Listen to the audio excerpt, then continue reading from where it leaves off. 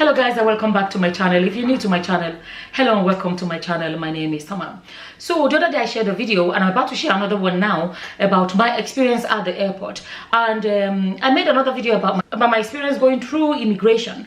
And then this one is about my experience going through the airport security. I think that's what they are called. I've said it that all the stuff I've shared about my travel to Nigeria, a lot of people can learn from my story, my experience and my trip, because there's so much to grab from it, and especially for Nigerians that have not gone to Nigeria in a long time, or I was not, there are people back home that if you ask them, they will tell you, oh, Nigeria is this way or that way.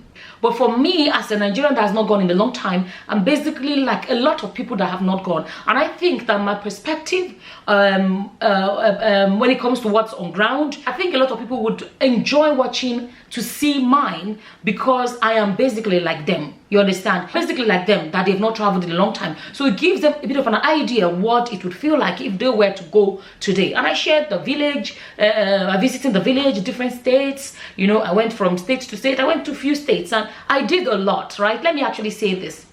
I was in Nigeria for 2 weeks. So people don't seem to understand that. The thing is, if you look, you would notice that some videos I'm wearing the same clothing.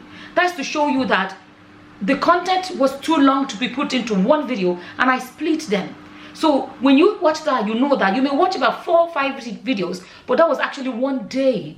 Okay, I was in Nigeria for 2 weeks. For those that say, why didn't you renew? You cannot renew your Nigerian passport in 2 weeks. Let's be honest. You can't, or else you won't pass backyard. Okay, so because I didn't pass backyard does not make me a bad Nigerian, because I know pass backyard, go do passport. And secondly, 2 weeks, like I said, I didn't know anything about NIN. By the time I found out, I didn't even try any of these things until about almost like a week after I got to Nigeria, before I began to find out about NIN, this one, that one. There was no time anymore for me to have renewed. So I went to Nigeria and I showed you guys let me read it, because I realized that if you flash it on the screen or you put it on the screen, a lot of people, whether they can't read or they don't have the patience to read it or whatever. Let me read it to you guys. What's it called? The document that makes it clear that Nigerians can use their expired passports. So let me read it for those that haven't read, and I'll show you guys towards the end. My experience at security is different, but it's still all about going to Nigeria, leaving Nigeria and all of that, so other people can grab from my experience. So this is in Nigerian Immigration Service, Office of the Comptroller General. Long story short, if you go down, it said the Minister for Foreign Affairs, Tafawa Balewa House, Central Business, let me leave all of that, it's not necessary. Authority to board, admit Nigerians with expired Nigerian passports. Okay? You see, you can't tell me somehow you broke the law. If you want to say I broke the law, show me the law that I broke. That's the thing. Another thing I want to say before I continue is that when I was asking the man, I said, where is that law? As in, are you just making it up here? Oh, is it so? You see, they just don't understand the way we reason. We want this great Nigeria. Are we actually interested in a great Nigeria? Are we actually? So we should live in a country where you cannot ask. Don't forget, every officer, no matter their position, every officer, policeman, whatever, they are there to enforce laws. But that law they are enforcing, does it exist or not? As a good citizen, you should never want to break the law. So somebody telling you you're breaking the law, as some people said in the comments, the officer didn't say that, but I'm just saying, if you're telling me I'm breaking the law, show me what that law is that I'm breaking. None of them can present it. And some people say, Salma, you're aggressive. So people can come here and talk to me anyhow. So because I'm a content creator, I should just sit down, they should just be whooping me. I don't understand so because somebody is a content creator, everything you can just come and say anything, and I should pretend or not respond. I don't understand that. Or I should just keep quiet when people say I broke the law. And I'm saying, okay, show me the law that I broke. And nobody has shown me the law that I broke. Okay, I'll read this in a second, right? And I'm saying, you can grab 1 or 2 things from my trip, my experience. When I was asking who made that law, all he had to do, somebody was like, oh yeah, he's like, some people in the comments are actually showing that I do not have a right to ask a question. Is that the free society we want? You see, sometimes when people want to add their backward mentality into a topic, and they do not realize that is a backward mentality. A nurse in a hospital is there to do her job. What is her job? Give medications as prescribed, and then make sure you follow the rights of medication administration. But you ask a Nigerian nurse, what be that medicine? They almost feel like you have no right to question them. As some people here say, see the way someone is just questioning them, will you do that abroad? Yes, I will do it abroad. If you want to put a medication in me, it's a different video. I shared the video here about my experience in the hospital. I'm a nurse as well.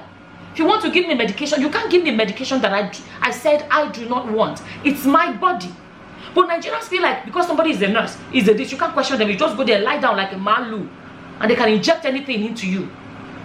Because you want to accept that, go ahead, but don't force it down my throat. Okay? Now, everybody has a role to play in society. So, for example, a policeman is to enforce a law, and another immigration officer is to enforce a law. But when you are enforcing something, and the person you're trying to enforce it to is asking you, what law is this? That is not a disrespect. It's a genuine question. I remember flying internationally, coming back to Europe, got to the airport, and they told me, you can't bring this in. And I said, where is the law? And what did they do? They went and brought out a copy. They gave me a copy.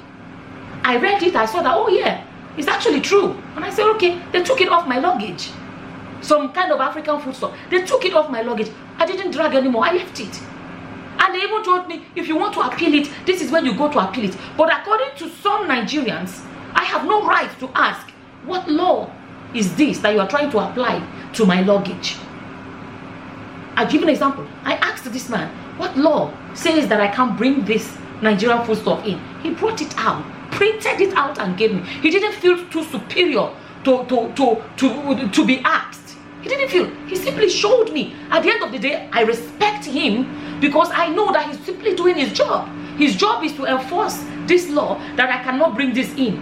So I didn't feel like he was just producing a law from his backside. And no, I saw it that he wasn't just, he was doing his job. And I respected it. And that was the end of it.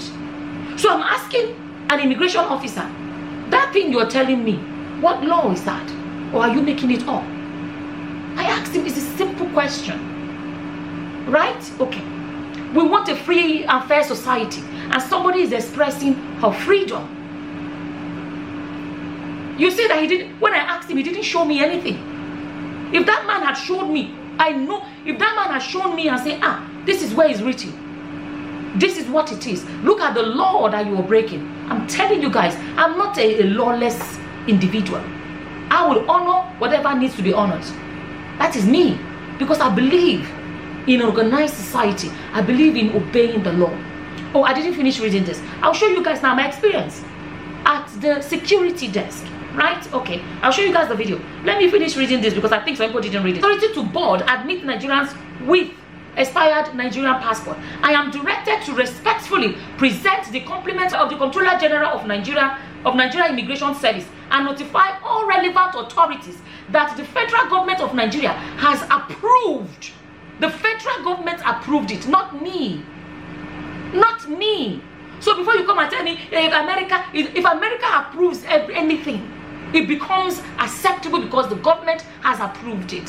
Federal government of Nigeria has approved that Nigerians returning home can be admitted into the country with expired Nigerian passports.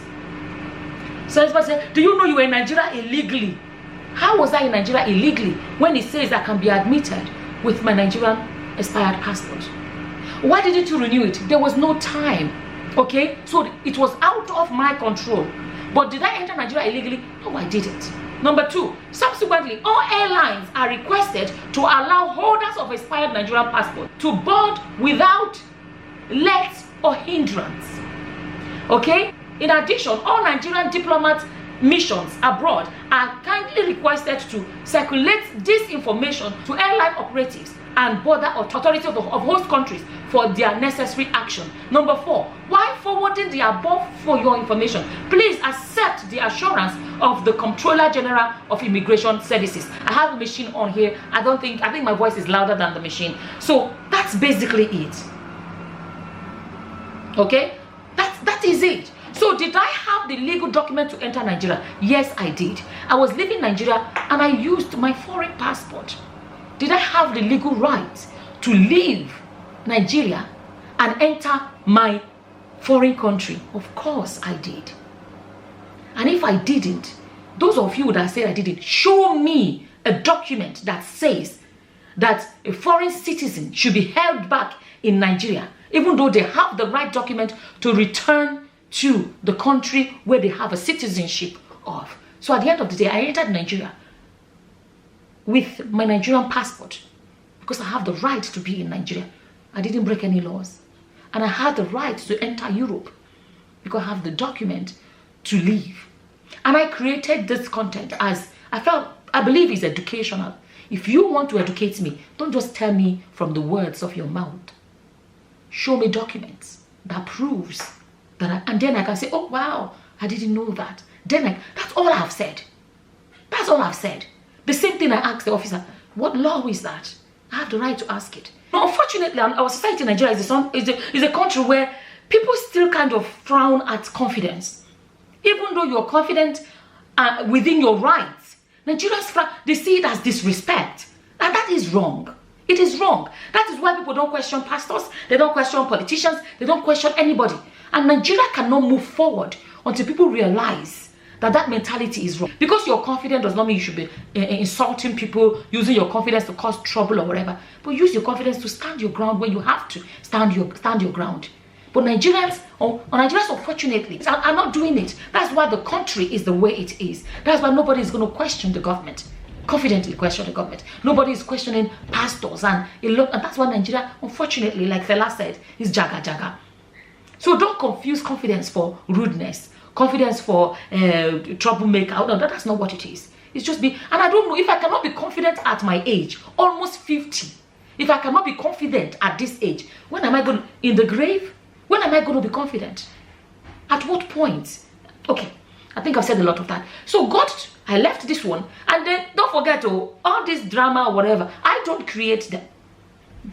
I meet them, and I have no choice but to look after myself when I find myself in that situation. These situations, I didn't go asking for them. These situations come to me, and I have to deal with whatever situation I find myself. What do you want me to do? Eventually when I ask them, where is the law? And then I say, we'll let you go, it's our discretion, it's our discretion. If it's such a crime. And oh, do you know how many comments? I was glad when I started seeing comments, because I like to hear from those that have actually traveled. Another problem is some Nigerians that maybe have never left Nigeria. Unfortunately, another thing that came true is that it's like they hate the Nigerians that left.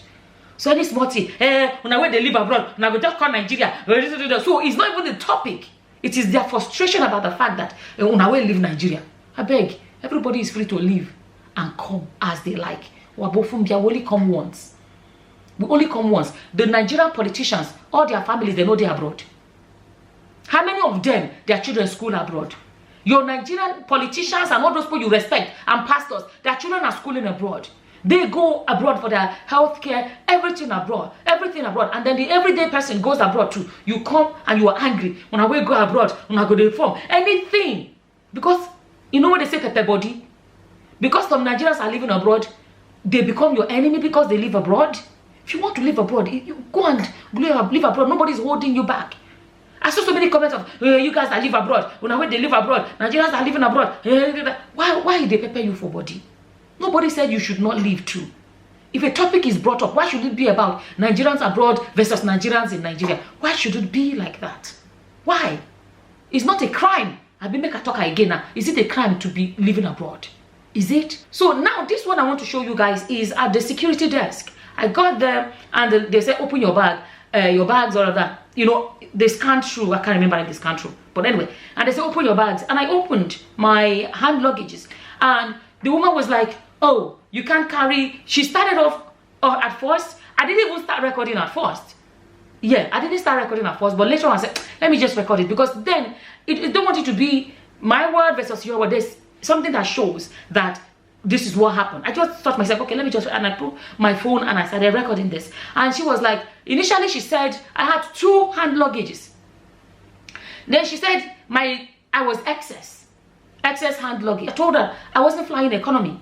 I was flying business class, and that gave me the right to go with 2 hand luggages. And she said something about it must be 12 kgs. I said no. With my business class, I can have 18 kgs each, 2. And then she pulled back, and then she said, open it. So they don't catch me on that one. I was within my rights, right? And then I was like, open it. I opened it, and then they started looking. Eventually, I had pounded yam in my hand luggage, and I didn't just carry it. I read up before, so I knew I could. According to Air France, I can take what's it called? I can take powdered substance. I can. And I've said it before, and I'm saying it again. I'm not someone that believes, I'm not someone that breaks the law or likes to be on the wrong side of the law. I like to obey the law. The law that exists. I read up and I saw that I can take powdered substance to the flight. And she started saying, no, you can't. 1 minute she said she's going to call Air France to come and confirm. I said, okay, call them. And then the next thing, she's not calling them. Oh, you have to go and check it in. Do you know once you leave, Air France had already checked my load, my weights and everything before I went, right? Now, do you know how many places I had crossed to get to this point, the security point? So she's now basically telling me, hey, you have to go and check it in. One, I knew I had the right to go with my pounded yam, the dry pounded yam, right? They were much, much cheaper in Nigeria. I shattered them. I got Ola, and that's Ola pounded yam. They're much, much cheaper in Nigeria. So I bought, you can see I bought a lot. 1, 2, 3, 4 of the 2.2 kgs, and I got 2 of the 4.5 kgs. And the funny thing is that I actually don't eat pounded yam. My family, they eat pounded yam, but I may use it to thicken my oatmeal fufu or my cabbage fufu or whatever, but I don't eat pounded yam but I bought because it was much, much cheaper. I had so much luggage allowance. I was just buying things to bring back, right? And then she was like, no, you have to go. So now she's expecting me to go all the way back. After all the checks I've been through, she knows that nobody will want to go back. Moreover, I had the rights.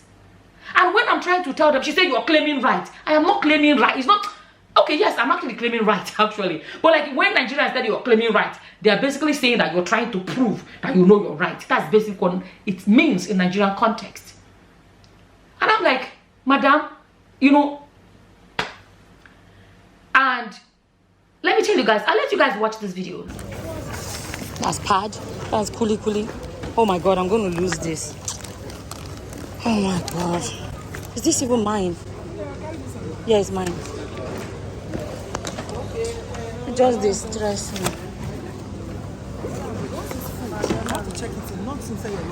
They checked my load then. Supposed to check it in. Raise the man. 18 kg fine, but it must not be full stuff. Show me where I beg, auntie, show me where. I read the instruction before I came. We don't work with airline. We have our procedure. They have their own procedure. Yeah. Get it clear. Okay. That's what I want you to do. I don't want you to like start claiming right. The procedure is different. Well, you look familiar. You look familiar. Sorry. You look familiar. I want to ask you a question. Why I brought up people with this? Yeah. Sorry, auntie. Sorry, auntie. There's no problem. She said she know me. So once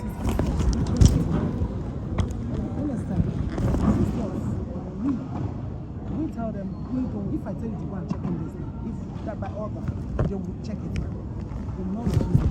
No, you don't get it. Why? Open this one. It's open. I said you should.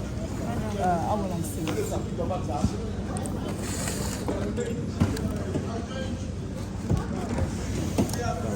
Hey God, though, it's going to be hard for me to close it back. There you go. These are my shoes, kuli, my documents, more documents, and that's my this thing.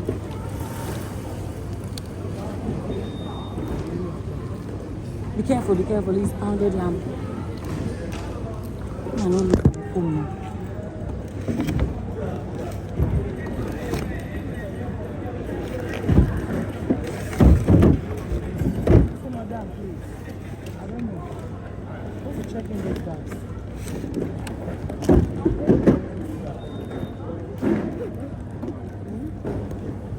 taking back the one for branded because of the features of value.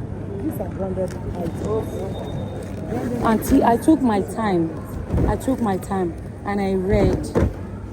I took my time. I'm not joking. I read it all to avoid. As I said, you are not mistaken. Yeah. That is the airline. But once you carry the things that airline says you should carry, and we don't allow it, our own procedure is different. I have the right to tell you, go check it back. Hello, hold on. Why are you doing it? We are talking. I'm a content creator. Why are you recording No, them? excuse me.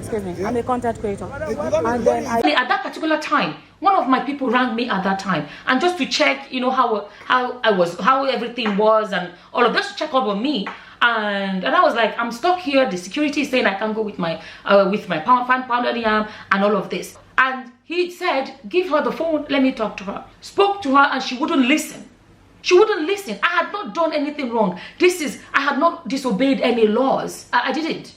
Eventually, you know, this is the sad part, that because my person then has connections, all they had to do was ring here and ring here. It happened to be someone that's above them, you know, the typical Nigerian way, spoke to them and that's we are not this, their tone changed. And that was how they let me go. You know what that is sad? This is me. I happen to have people. There's another Nigerian tomorrow that may have no people. And then they will be made to suffer. Suffer in spite of the fact that they have not done anything wrong. I had the right to travel. I did not break any law. Do you know? They said they were going to call Air France. They didn't call Air France. Okay, I said, okay, what do you guys want to do then? They all stood there. At a point, there were 5 of them against me, one person. I stood my ground. I have the right to tell you, go check it back. Hello, hold on. Why are you doing it? We are talking. I'm a content creator. Why are you recording No, them? excuse me. Yeah? I'm a content creator. And then 5 people against me. There was even at a point where it was shouting, most like a shouting match. It's all intimidation. That shouldn't be happening. Laws exist for a reason. Citizens obey it. Officials enforce it. But you don't enforce on people something that does not exist. At a point, you say, oh, are you filming me? Me, I'm going to film you too. She brought out camera and she was filming me. We're both standing like this and we're filming each other.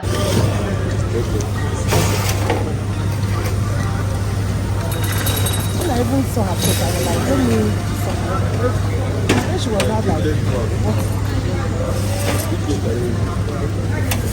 So are you going to call the airline or what are you going to do? I don't call airline. Unfortunately, in this clip, the phone that I was using to film was the same phone that calls were coming through.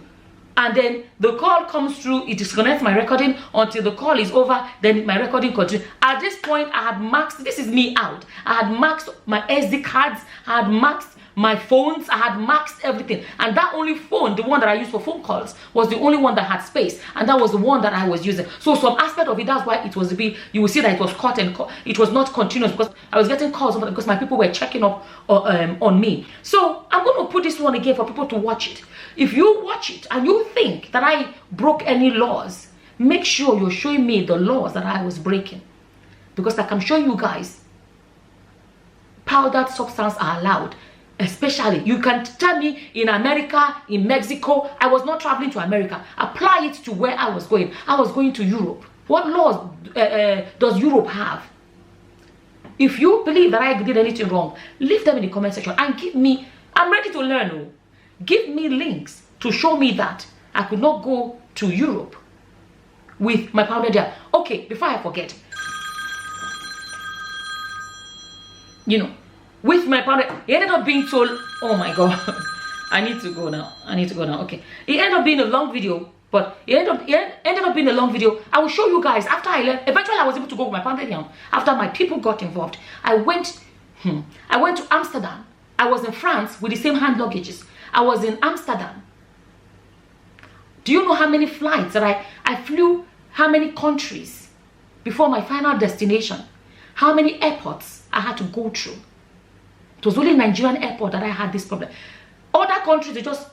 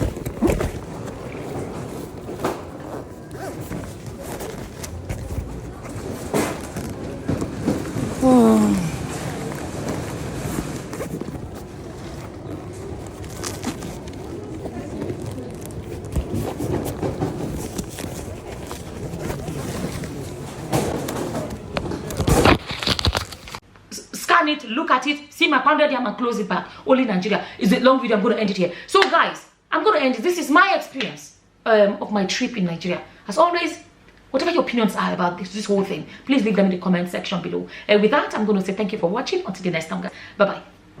Bye.